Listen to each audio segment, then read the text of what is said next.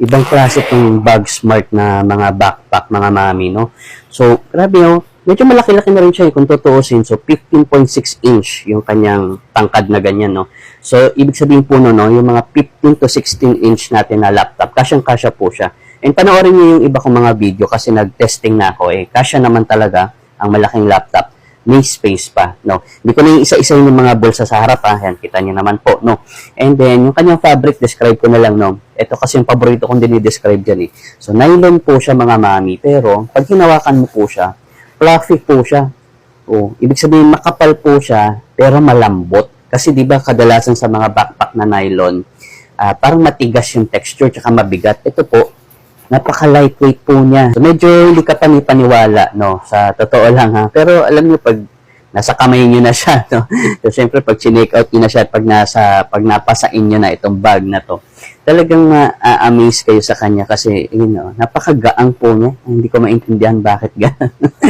Okay? And then, ang komportable niya rin pong gamitin kasi, lalo na, back to school na mga mami. Kung halimbawa lang naman, no, naglalaan kayo ng malaki-laking pera ba? Sabihin na natin nasa around 2,000 o 1,000 to 2,000 at may plano kayong bumili sa mall, maganda subukan nyo itong bag smart na to.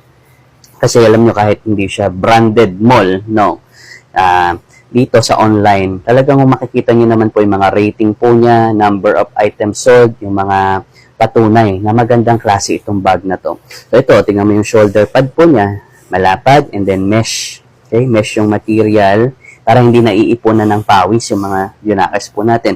Even itong likod na to, ano, mesh din po siya, kaya maayos po siya sa likuran, no? Komportable po siya sa likuran kahit matagal po siyang gagamitin.